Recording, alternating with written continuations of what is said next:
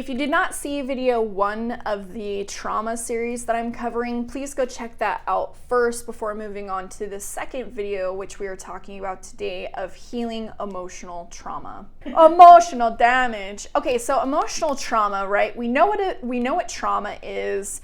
We know how it affects the body, that it gets stored and stuck in the body, and that we now need to go back and we need to figure out how to process that stored trauma and stuff that we didn't know how to process at the time. When you first start your own personal self-healing journey, might come across this in the same way that I did. It was something that I immediately wanted to talk about. Of me as a person, I just don't want to ask for help, right? I experienced a moment as a child where I didn't have anybody to help me. I didn't have anybody to ask.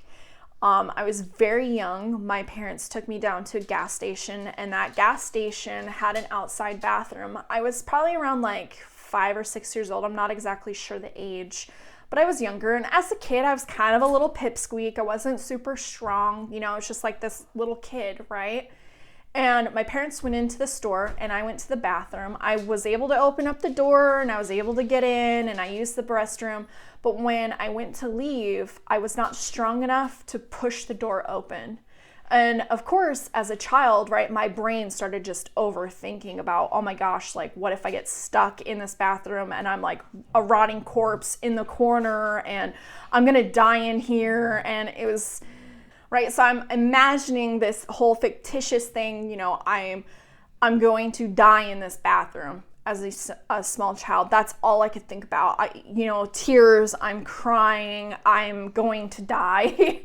And I'm just, trying to push this door open. I cannot do it myself. Thankfully, someone had to use the restroom. The door was unlocked. They opened up the door for me. And I immediately scurry out because I'm like, oh my gosh, I'm free. And I experienced a very traumatic event, no physical harm came to my body, but my brain logged that situation, right? By myself, I am not strong enough. I am weak. I cannot do things myself, right? So this basically created what I call a core value, right? This became part of my personality. I was like, you know what? I'm weak. This is me. And that's not true, right? I'm not a weak person. You talk to anybody now, they're like, wow, you're so strong, right? But it's because I've got this core value that I experienced as a child. It became trauma for me. And I was like, I must overcome this. My brain as a child, I did not have the processing ability to realize like, it was just a bathroom. I just got stuck in a bathroom, right? It's not that big of a deal. But my brain as a child, it just couldn't process through it, right? That intense like fear of being alone and no one there to help me. So I want to talk about a story that I came across. It's called A Cry for Help. So for me as a person, I don't like to ask for help, right? I don't trust other people, and it's because I have trauma, right? And I'm overcoming this, I'm working on this. But I want to talk about asking for help is not a weakness. For a lot of us, we don't want to ask for help because that somehow means that we're a failure, that we weren't strong enough on our own to overcome this thing and we failed, right? We're weak. That's not true. So let's get into this. So I've had issues with asking for help. I believed that somehow means you're weak, but you're not weak. You're strong for seeking support. You notice there's a problem and you've realized that what you have been doing or what you know isn't working and you need new tools. I think you're incredibly strong and badass to still be here, even if you've felt weak and defenseless for far too long. Your trauma has been beating you up for years. It's called you ugly and stupid and pathetic and a failure for so long that you've forgotten that it's wrong. Some may see you cry for help and think that it means that others are supposed to take pity on you, but you don't need pity from anyone. This isn't pathetic. This is the will to survive. Despite all the odds in life knocking you down, you're still going, even without the right tools. You're ready to take on the world and do the impossible. All I'm hoping to do is hand out some different tools, but you're the one staying alive. So just remember that it's not weak to ask for help. It's actually strength. And if you're struggling, maybe you just don't know the right way to go about it, and that's where we need others to help us. The biggest thing too is when you become, a quote unquote adult, right? Whether it's 18 years old or 21 years old, or you experience some moment where you're like, yes, I'm going to take up my mantle and I'm now an adult, right? There's this adult mindset of, I know everything, don't tell me what to do, sort of thing. And sometimes it kind of comes across as very biased and very demeaning and disrespectful. A big part of becoming an adult, though, is unlearning a lot of the crap that you were taught by people who didn't know what they were doing either. Because, big mystery here, I'm going to open up Pandora's box here, but none of us know what we're doing. None of us know at all. We're just making it up as we go, right? We're putting on our big adult pants and we're trying to prove and to show to the world that we have the answers and we know what we're doing, and now that we're successful, look at us, right? And it's a huge part of our culture right now. But keep in mind, please, that everyone is either hurting or healing, and there is literally nothing else. You're either hurting or healing. And this is learned reactions and behaviors. It's not our true, authentic nature.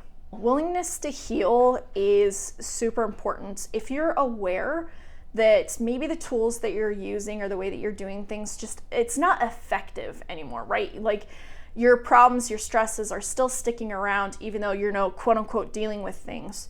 We need to practice willingness, right? We need to be willing to try other things. So remember, there's nothing wrong with you. You have patterns to unlearn, new behaviors to embody, and wounds to heal. But there's nothing wrong with the core of you and who you are. You're unlearning generations of harm and remembering love, and it takes time. So give yourself grace, give yourself time to work through this, right? And then trauma survivors crave honesty and authenticity. We've had to fight for our ability to think clearly and know who we are. We aren't willing to engage with those who do not honor that. And so you might feel quote unquote triggered by people or situations. And the more and more that you go through your self-healing journey, you'll notice those more and more, and you'll be able to process those, find those core values, where they came from, and be able to kind of process that hurt, the pain, that grief that you experienced that created that trauma and that got stored in the body, and you can process it and then you can let it go. A fixed mindset versus a growth mindset. So the main difference between those two is fixed. Think it's fixed, right? It's fixed in time. You're just doing the same cycle over and over and over. As some people, the definition of insanity is doing the same thing over and over and expecting different results.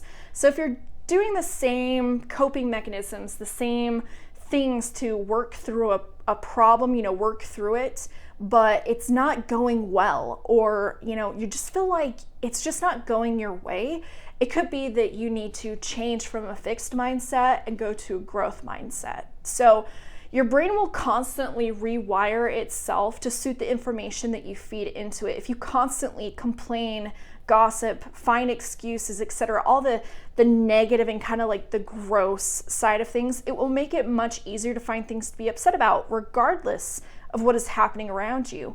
But did you know, if you constantly think about opportunities, abundance, love, and things to be grateful for, it will make it much easier to find a reflection of those things around you. It takes practice, but over time you can actually train your brain to see the positivity in life, and it's a very powerful way to reshape your reality. So we're gonna pause for 1 minute here. Go ahead and bring out your journal and your writing utensil that you love to use, and I want you to journal something down for 1 minute. It could be something that you learned or something that you just want to be mindful of. Maybe you want to write 3 things down that have gratitude for you today. Just go ahead and write for 1 minute.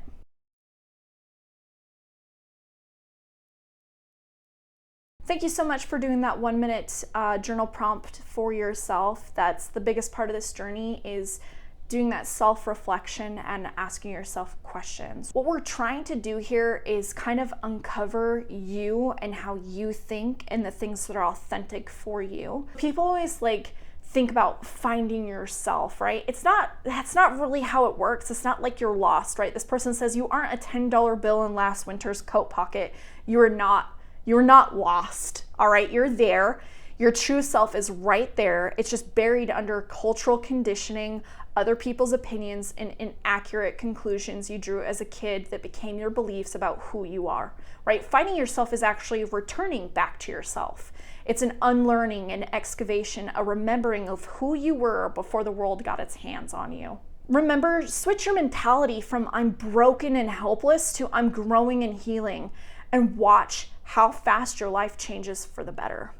And then a question you need to ask yourself is, are you ready to heal, right? I can't answer this for you. No one else can really answer this for you. It has to come from within. If you feel like you have burdens or traumas or things that are left unprocessed at this time, but you're willing to practice willingness to heal, there's some great things through this process. I love this poem from Ellen Everett where she says, "Are you okay?" they ask. I respond as quickly as I can so they will not notice the earthquakes in my voice or the tsunamis in my eyes or the drought in my heart. Sometimes we're so just deeply hurt by past things, and we never went back and actually looked at that hurt and processed through that hurt, that grief that we experienced, because that's basically what trauma is. We got hurt at some point, and we need to go back and we need to heal that. But are you ready to heal? Are you ready for self-compassion? Are you ready for self-empathy? Are you ready for self-love? And are you ready to accept yourself? And if the answer is yes, I'm super excited to have you here for my journey. I am super excited for the next video. That's where we're going to be going through the personal steps of healing, going through this difficult work. It's not easy, but I call it the good work because I think that everybody should be doing this work. It's super helpful, not only to you, but to others around you. We're all struggling, we're all hurting, and if we could just practice some vulnerability and some compassion for one another, I think it would be a beautiful thing. Remember, I love every single one of you. I hope that you have a great day. Please spread kindness to one another, and I'll see you in my next video.